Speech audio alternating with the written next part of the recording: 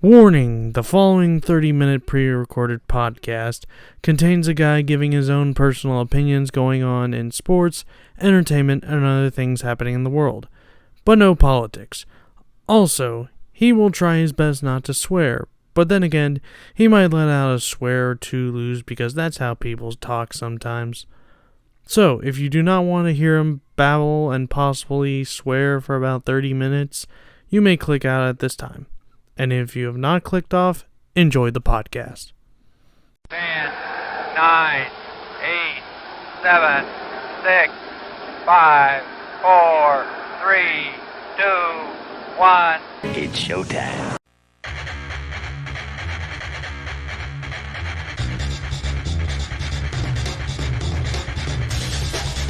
Hello everybody and welcome to Colton Not So Live podcast, the podcast where,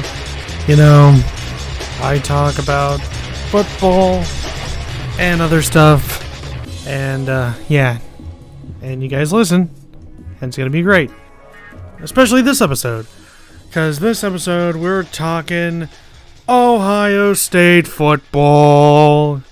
So yeah, for the first part of this podcast, we're talking Ohio State football, and then we'll get down to the high school football picks for week 2, and then at the end of the show, little notice on the other games that are happening in the college football world.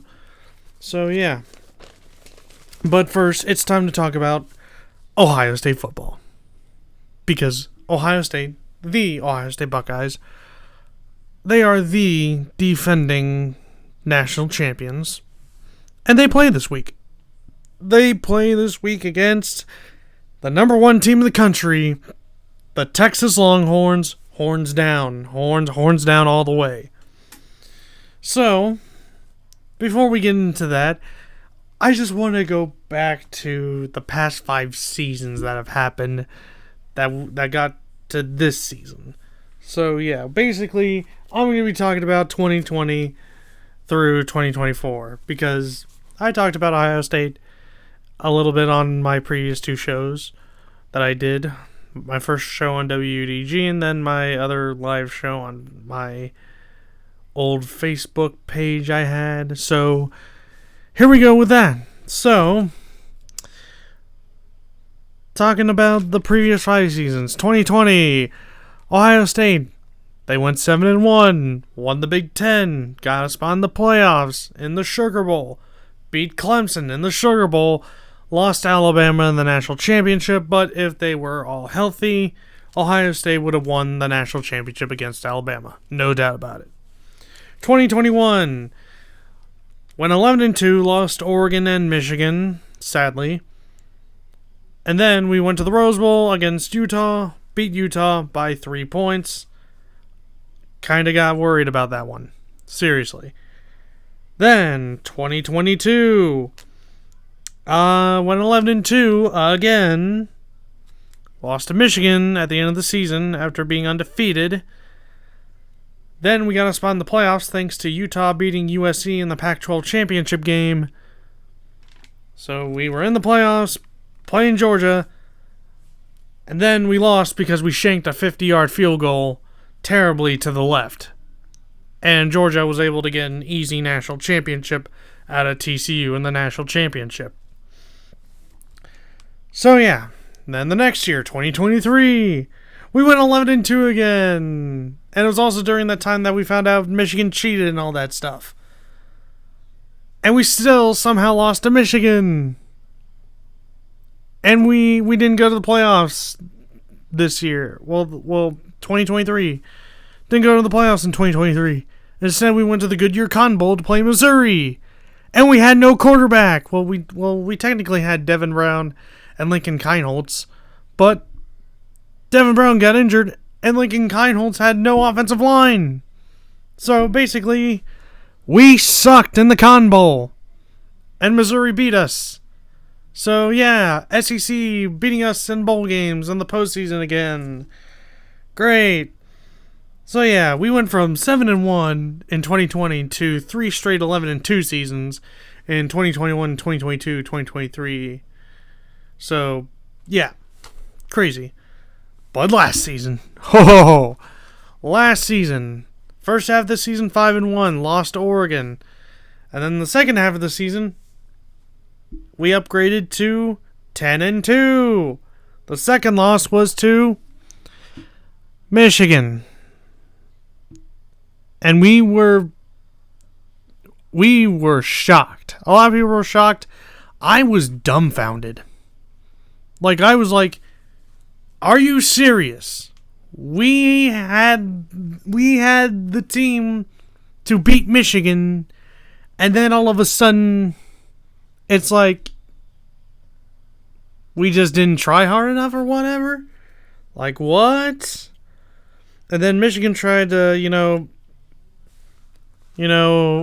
put their flag in the middle of the field. We weren't having it. We started a fight with them because technically they started, and we just said, hey, you can do that. And then they got all offended saying, oh, why can't we plant our flag? We won. Because that's disrespectful. You plant a flag at the midfield logo, it's disrespectful. So we had to go teach these punks a lesson. And so after that, nobody got suspended, thankfully. And then Ryan Day and the team had a meeting. And then after the conference championships, we were ranked 8th in the playoff bracket, playing Tennessee. And I said, you know what? We don't do well against SEC teams in the postseason. We're probably going to lose to Tennessee at home, and I'm going to be sad. So I was like, all right, better kick my feet up and get ready for me to be depressed in about an hour to 2 hours. So we played Tennessee in the first round, and we beat the crap out of them. I was like, okay, that was pretty cool. Okay, we are not a first round exit team, thankfully. So time to go on to the quarterfinals to play Oregon in the Rose Bowl. Probably gonna not do so well in the Rose Bowl. But hey, at least we got a trip to Pasadena and we made it to the quarterfinals. I'll take that because I know we were trash against Michigan, because I really thought we did good against Tennessee. I thought Tennessee was going to be a fluke for us. And I was like, yeah, we're probably still going to lose Oregon.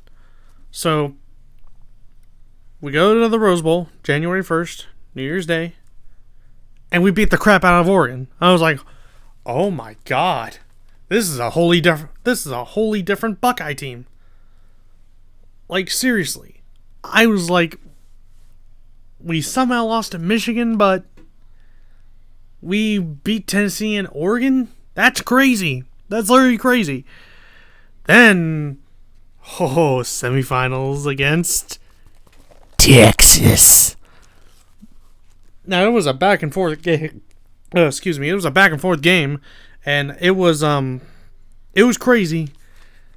And then the defense, when Texas was in like the red zone, like I'm talking about inside the 10, defense just straight up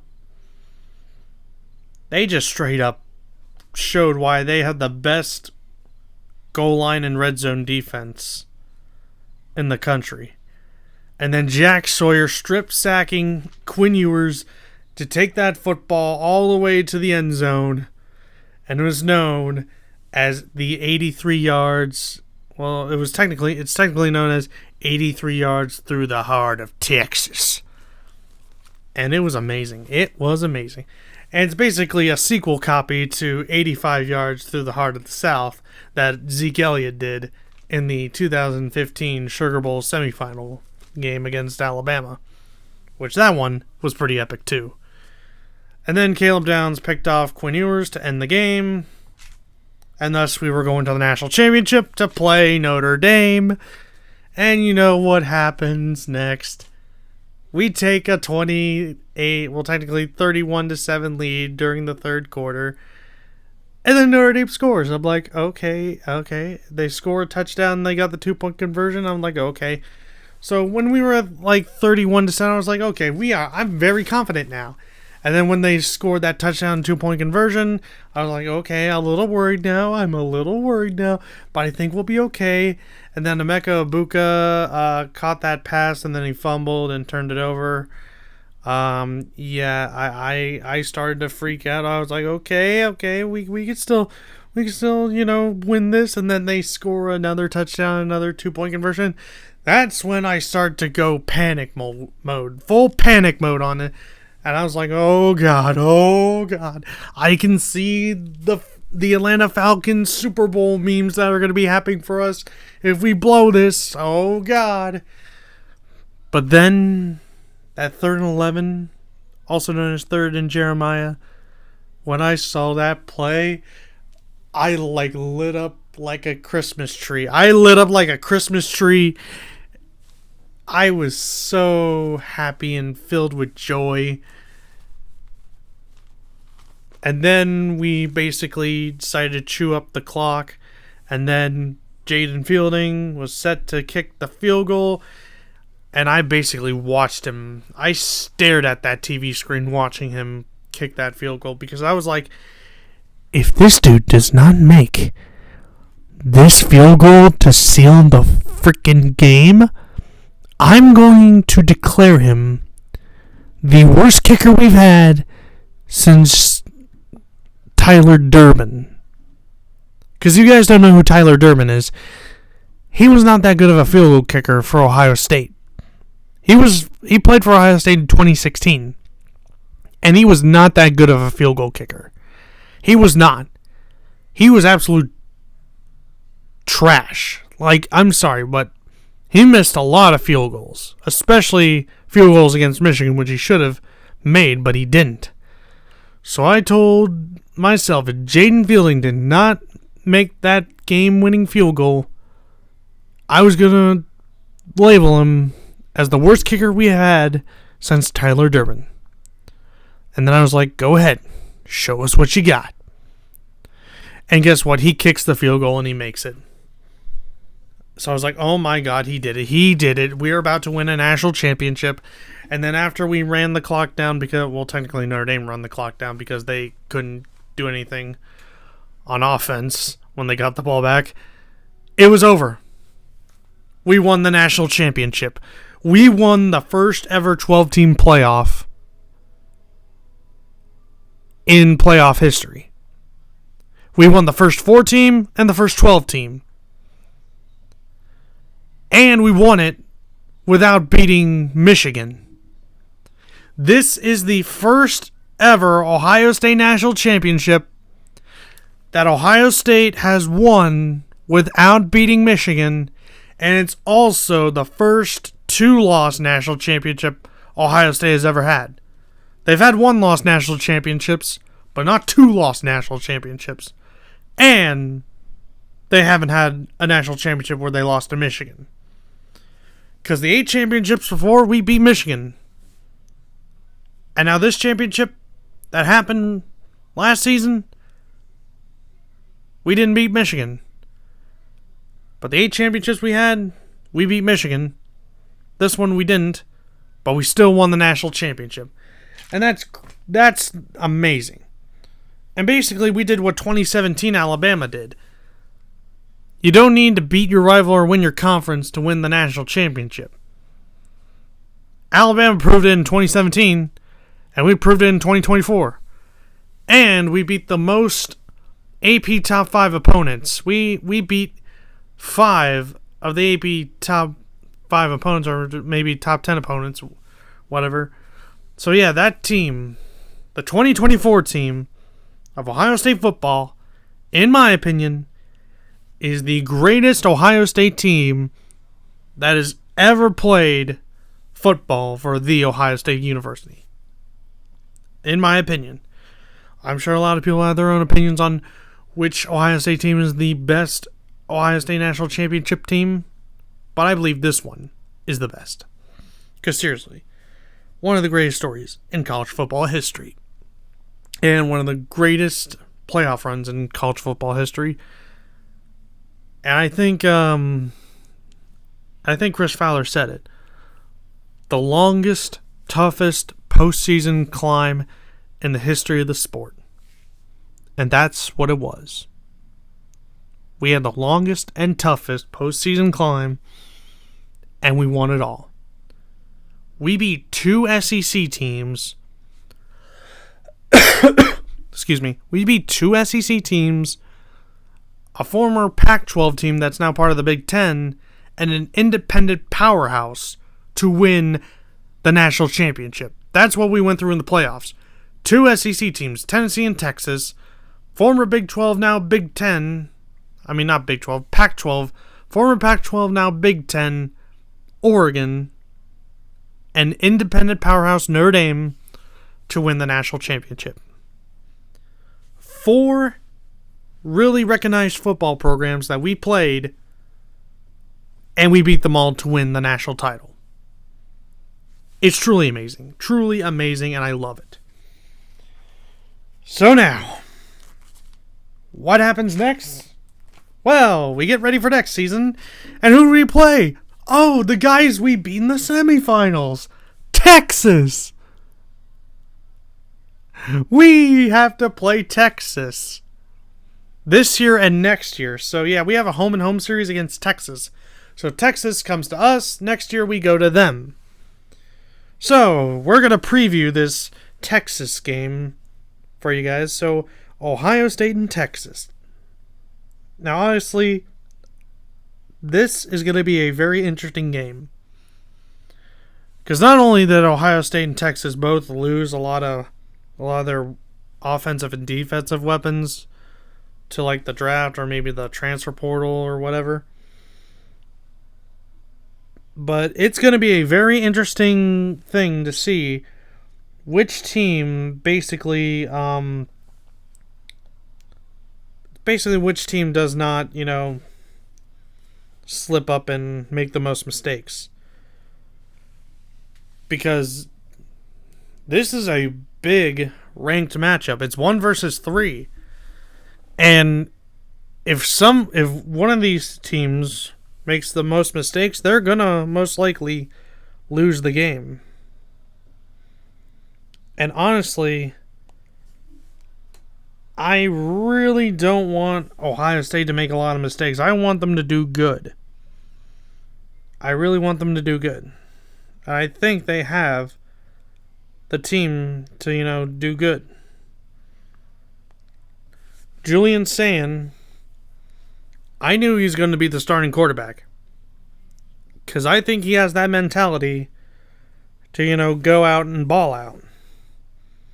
And he's got great wide receivers. He's got Brandon Ennis, Carnell Tate, and the man himself, Jeremiah Smith, number 4. And he also has some good running backs, like the West Virginia transfer, C.J. Donaldson, James Peoples, Bo Jackson. He was one of our recruits that we got.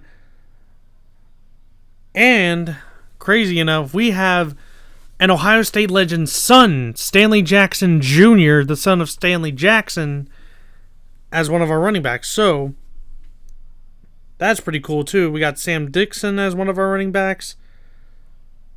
Honestly, we have a good offensive front. We do. Especially, we got that transfer tight end, Max Clare from Purdue. So I am very interested in seeing what they're going to do with him, because Brian Hartline's going to be calling the shots on the offense. And I would love to see what Brian Hartline does for the offensive front. Honestly, I wouldn't be surprised if he does a little trestle ball in 2025, because, as you know, Brian Hartline played for Jim Tressel at Ohio State. He could go back to doing a little bit of trestle ball here, while also creating his own little, I guess we'll call it Heartline ball or whatever. So it'll be very interesting. But I believe the most important thing to an offense is the protection, the offensive line. Can these offensive linemen protect the quarterback? Can they open holes for their running backs? So it's going to be up to Carson Hinsman, Tegra Tishabola, Austin Satterfield, Luke Montgomery, Joshua Padilla, all those guys up on the front line, on the offensive line. They are going to have to play their hearts out and protect the quarterback and open up holes for their running backs. because if one of them screws up, it's gonna hurt us. Not only mentally, but a little bit physically. Because we need these guys healthy for the rest of the season. Because it's going to be another long season. Because we're probably going to be playing about 16 to 17 games. Depending on how the season goes. So yeah, it's going to be either a 16 game season or a 17 game season. So you're probably going to go either maybe 14-2 again, maybe 15-1, 16-0, or maybe, 15-2, 14-3, 16-1, but not 17-0. 17-0 is like a group of 5 team that goes undefeated and makes the playoffs. Like a team like Boise State. If Boise State went undefeated, which I know they're not undefeated anymore because they just lost to South Florida at the time of this recording. If a group of 5 team were to go undefeated and win the conference championship, they're 13-0, they'd probably get started up in the first round because now the playoffs is like straight seeding now. So basically, they would be getting the 12th spot because that 12th spot is for a group of 5 conference champion, or basically, yeah, it'd be for a group of 5 champions. So yeah. The 12th spot is for a group of 5 champion. But 1 through 11, if you're in that top 11, congratulations. You're in the playoffs. But if you're like 12th and lower and you're not a conference champion, you're kind of doomed. So yeah, that 12th spot's only for a group of 5 champion that's very high in the rankings. So say a team in the, let's say if like, Florida, they're 12th, but unfortunately they don't get to go to the playoffs because a 15th ranked, let's say Appalachian State. A 15th ranked Appalachian State gets the 12th seed because they've won their conference and they're high in the rankings, so they get to go to the playoffs. So that's what the straight seeding is going to be. If you're placed 1 through 11, you're fine. But if you're a group of 5 champion, you're in 12th. So yeah. So you got to make the top 11 if you want to get in the playoffs, which I think Ohio State's going to have no problem finishing in not only in the top 10, but hopefully the top 5. Maybe, well, technically 4, top 4. I hope Ohio State finishes in the top 4 of the rankings and gets a first round bye. So yeah, if you finish in the top 4 of the rankings, you get a first round bye. But if you finish 5th through 11th, you have to play in the first round. And then the group of 5 champion, who's the 12th seed, gets to play in the first round as well. So yeah. But back to, football and Ohio State. Defense, honestly, we lost a lot of great defensive players. I am very interested to see what Bo Atkinson, transfer from North Carolina, can do, as well as Caden McDonald, Will Smith Jr., Caden Curry, Edric Houston, Kenyatta Jackson Jr. I'm interested in what all these guys can do on the defensive line because we got a new defensive coordinator. Because that other guy that was our defensive coordinator, he's now at Penn State. Jim Knowles left Ohio State to go to Penn State. The reason why is because we didn't offer him a contract extension in time. Which is crazy. So, we hired Matt Patricia, who has some NFL experience and was a defensive coordinator for the New England Patriots. So, it'll be interesting to see what Matt Patricia can do. But, honestly, if he starts screwing up on these defensive calls, he's probably not going to have a job at the end of the season. But if he does well against Texas in this game, which is a very big game, then he should be fine. He should be fine for the rest of the season. But we cannot, get all cocky and screw up, because that's how you lose football games. If you get a little cocky, you're going to end up screwing up, and then we're going to end up losing football games. So let's not do that. So yeah, and then, You got a lot of returners in the backfield, like linebackers, like Sonny Styles. He's back. Lorenzo Styles is back as well. Lorenzo Styles is a cornerback right now. Jermaine Matthews Jr., I'm really excited to see what he can do this season. Devin Sanchez, I'm really interested in what he can do and see how he can contribute to the defense as well. Caleb Downs, I think he should be having a breakout season this year. Caleb Downs should be having a breakout season. Malik Hartford, he should have a pretty good season too. A lot of these guys should have a pretty good season. But then again, they have to, make sure that, they focus on what the play is going on against that Texas team. Whether it could be an option play, a trick play, a downhill throw, anything. And they got to be on that ball. If they do not get on that ball, then we're going to have a long, painful game to watch. And it's probably going to make a lot of us sad.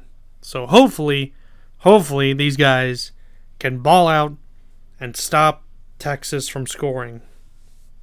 Well, they're probably going to have some times where Texas scores, but hopefully not that much. Hopefully we can limit Texas to about maybe a field goal and a touchdown. 10 points maybe.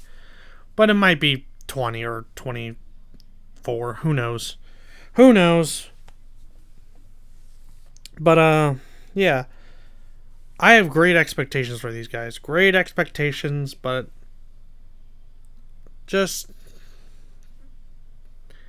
I have great expectations for these guys to do good. I just don't want them to, drop the ball. I just don't want them to drop the ball, which I hope they don't. As long as they do their assignment, make big hits on the quarterback, make big hits on the Texas offense, then they can win. And also they got to win their matchups. Have to win their matchups and make those big hits. They don't make big hits, then kind of screwed. So now to Texas. The only player I know that's been getting a lot of attention is Arch Manning. Arch Manning, the son of Cooper Manning. Can he beat Ohio State? Well, he was in for Ohio State. Well, not for Ohio State. He was in for Texas against Ohio State in the Cotton Bowl for a little bit. And honestly, nothing too impressive. Seriously, there was nothing really that impressive in the Cotton Bowl. And a lot of the Texas team is basically saying, "Oh, we're so good. We're definitely gonna, beat Ohio State." A lot of teams have said, "Oh, we're so good we can beat Ohio State." A lot of teams have said that, but in reality, when they say that, it comes back to bite them in the rear end.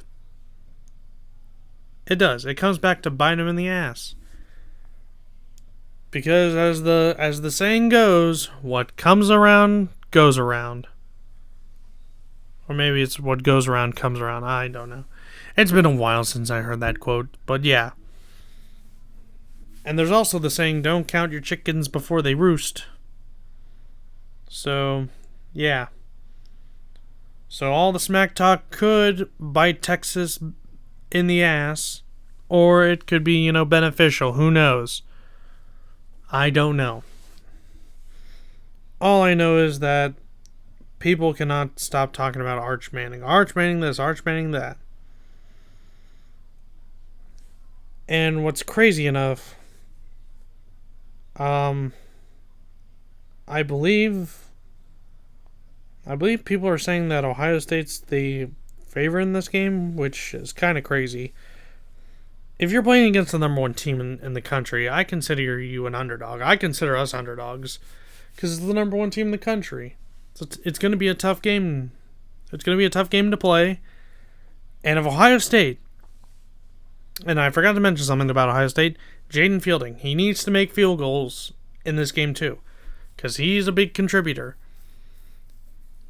Even though he's not really that perfect on field goals, and he hasn't really hit one from way out in 50-yard range, if he's worked on his game during, spring and fall practice, maybe, just maybe, him getting field goals for us can help us win against Texas. So look out for Jaden Fielding. We need him to kick good field goals. So yeah, back to what I was saying about the 1 versus 3 matchup and Ohio State being a favorite. I consider them an underdog if you're playing the number 1 team, because it's going to be a big, big fight between Texas, Ohio State. Both have great teams. I like Ohio State better, of course. And these kind of matchups can go one way or the other. For us, it could go we dominate, we keep it close, or crazy stuff happens. So, yeah. Either we dominate, keep it close and we win, or crazy stuff happens and we lose. And I'm a sad Ohio State fan. So, yeah. But, ladies and gentlemen, if Ohio State does pull off the amazing upset of number 1 Texas, Ohio State next week will be the number 1 team in the country. And trust me, they will be. If they beat Texas, they will be the number 1 team in the country, and everybody will be like, this Ohio State team might be good. Well, technically we are good. People will start talking about Ohio State. They'll be like, oh, Ohio State this, Ohio State that. So yeah, if we beat Texas Saturday, we're going to be the number 1 team in the country. So, time for my score prediction. It's going to be a hard-fought game. It's going to be a little bit stressful game for both teams and for both fan bases. But I do believe Ohio State will pull through, and we will win this game 42-24. That is my score prediction. 42-24. We win it by 16 points. So yeah, 42-24. We win it by 16. No, wait, that's wrong. 42-24. And yeah, 18 points. It's 18 points. So yeah, Ohio State wins by 18, 42-24 against Texas. So there you go. That's my score prediction. All right, now it's time to move on to week 2 of high school football in Columbus. So last week, I went 14-6, which is not bad. It's not bad at all. And for the game of the week, I am 0-1. I thought Liberty was going to win. I thought Olentangy Liberty was going to win, but Olentangy was like, surprise. They may be the state champions last year, but we win. All we do is win, no matter what. So yeah, I got that wrong. Crazy. So, I got, I believe, 22 games here that I'm going to be predicting for high school football here in Columbus. So, we're going to start off with a game that takes place on a Saturday. Yeah, and then the rest of the games are on Friday. So Saturday, it's number 1 Bishop Watterson playing Middletown at Bishop Watterson. I'm going Bishop Watterson on this one. And that's the only Saturday game. Yeah, number 1 Bishop Watterson playing on a Saturday. What is that? Alright, now for the Friday games. Wayne High School versus Pickerington Central. I'm going with Pickerington Central. And now for the next game. Number 3 Upper Arlington against number 12 Olentangy Berlin. And it is a Friday night rivals game on the CW Columbus. So if you're locally here in Columbus and you want to watch Upper Arlington play Olentangy Berlin. You can find it on the CW Columbus. Check your local listings. So, yeah. I'm going to go Upper Arlington. I think Upper Arlington has a better team than Berlin.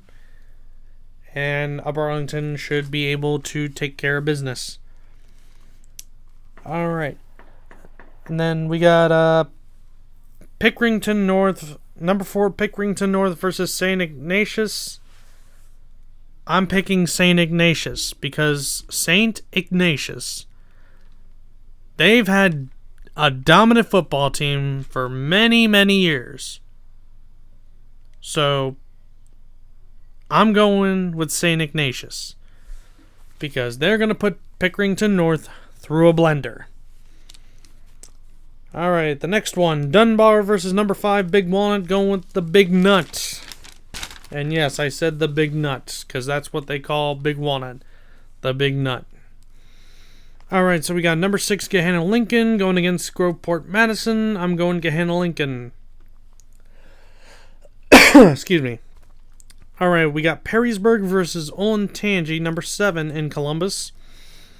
I'm going Perrysburg. Olentangy had a pretty good game against Olentangy Liberty, but I think Perrysburg is going to beat Olentangy. Alright, next game we got Glenville High School versus Olentangy Liberty, 8th in Columbus. I'm going with Glenville. Because you want to know why? The head coach at Glenville is Ted Ginn Sr. Ted Ginn Jr. went to Glenville High School, and he came to Ohio State. Same as Troy Smith and a lot of other great Buckeyes. So yeah, I'm going with Glenville to win against Olentangy Liberty because Glenville is going to put Olentangy Liberty through a blender. Excuse me. Alright. Next game, we got number 9, Harvest Prep against Woodford County. I'm going with Harvest Prep. Because I don't understand why you name a high school Woodford County. You name a high school after a county or something? Like, what? It's crazy. I never heard of a high school named Woodford County. That's like saying if you had a county named, I don't know, probably, Cuyahoga County High School. That's probably not a real high school. But yeah, it's a pretty interesting name. It's pretty crazy too. Alright, the next game, we got Westerville North versus number 10 Olentangy Orange, going with Olentangy Orange. North is going to get put through a blender by Olentangy Orange. North may have shut out Westerville Central. They're not going to shut out Olentangy Orange. Olentangy Orange big against Westerville North. Alright, next we got a rivalry game. Number 11 Hilliard Bradley against Hilliard Darby. I'm going Hilliard Bradley. Next game, we got Westland versus Grove City. Going with Grove City. Grove City's 13th in Columbus. Alright, now we got Chillicothe versus number 14 London. Going London here. As London somehow beat New Albany. I didn't think they would be able to beat New Albany, but they did last week. Next game, we got number 15 Hilliard Davidson against number 19 Canal Winchester. Going with Canal Winchester. I just think Hilliard Davidson's going to drop the ball on this one. So, Canal Winchester over Hilliard Davidson. Alright, we got Northland High School versus St. Francis de Sales, who is 16th in Columbus. I think this is going to be a pretty open and shut matchup. It's going to be de Sales all the way. I'm picking St. Francis de Sales over Northland by a whole lot. By a whole lot. And next game, we're going with Miamisburg versus Dublin Kaufman. I'm going Dublin Kaufman on this one.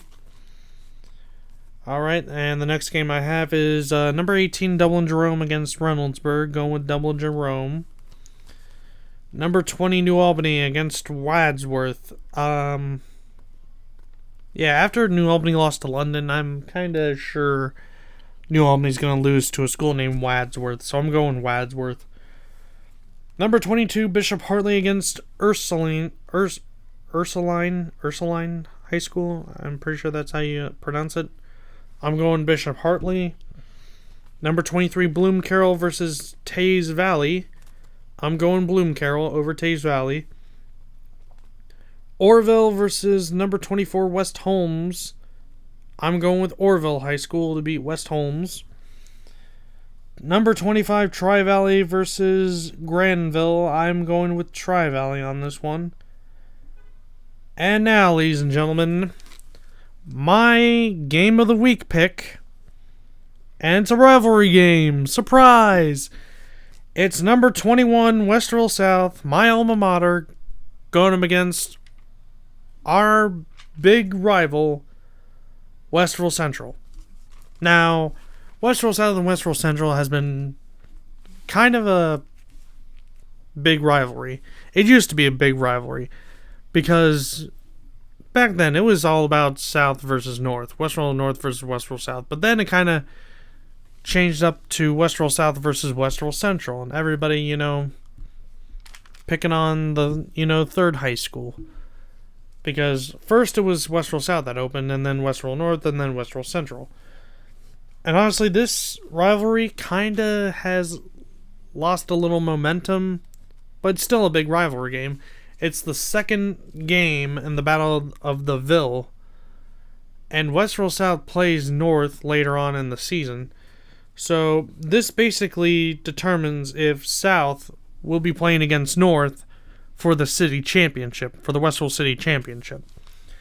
Now, I saw what happened to Westerville Central against North. It was surprising. It was very surprising. And South, they lost to, I believe they lost to Dublin Jerome in the first week, but they did put up 13 points on them. I think it was 13 or 14 points. They put more than 10 points on Jerome, but they still lost the game. I think they lost by 10, actually. But I do believe that Westerville South will beat Westerville Central, and it will probably be a 2-touchdown game. So I'm picking Westerville South to beat Westerville Central by 2 touchdowns, so 14 points. So final score prediction would be 28-14, Westerville South over Westerville Central. And that, ladies and gentlemen, is my Game of the Week. Hopefully, I go 1 for 2 this week for the Game of the Week picks. So, yeah. Alright, now, before we end the show, it's time for my 3 college games to look out for. But I also want y'all to watch Ohio State, Texas, because it's going to be a great game. I hope Ohio State wins. But here's the other 3 that you should look out for. Alabama versus Florida State. They say Alabama's going to win against Florida State, but I don't know. Florida State, they've done crazy things in the past. They could upset Alabama. I mean, Alabama went 9-4 last year. They lost to Tennessee, they lost to Vanderbilt, and they lost to Oklahoma and Michigan. So, I think that Florida State could put Alabama on upset alert. So, that's my hot take there. Another Saturday game, Syracuse versus Tennessee. It's going to be interesting what Tennessee can do without their star quarterback, who transferred to UCLA. But I think Syracuse might put Tennessee on upset alert, and it might shock the college football world. Heck, during the time of this recording on a Thursday, Boise State just upset, well, not Boise State just upset, South Florida just upset Boise State, so yeah, insane. We're already going with the crazy upsets here now. But yeah, definitely look out for Syracuse, Tennessee. That's this Saturday. Syracuse might put Tennessee on upset alert. And then Sunday, Sunday, it is the renewing of Notre Dame versus Miami. Catholics versus convicts And I'm going to give you a prediction right now. Notre Dame destroys Miami by 3 touchdowns. 42-21. That is my prediction for Notre Dame Miami. So yeah, guys. With that, that's going to be it for this podcast episode. Thank you all for listening and tuning in to my podcast. Next week, we're gonna, what's it called? I'm trying to think of the military word for after a mission. Debrief. There it is. I'm going to debrief the Ohio State-Texas game and see what's going on else in the college football world. And also, we'll have week 3 high school football picks as well. And it should be an interesting show. So, yeah. Once again, thank you all for tuning in. Thank you for subscribing. If you're not subscribed, hit the subscribe button. Check out my other videos I've uploaded to my channel. And also check out the other podcast episodes I've done on my channel. I've done... Well, this will be my 3rd, so check out the other 2 I have uploaded and stuff. And with that, guys, I will see you all next week for another episode of Colton R's Not So Live podcasts. So yeah, I'll see y'all next time. Bye-bye.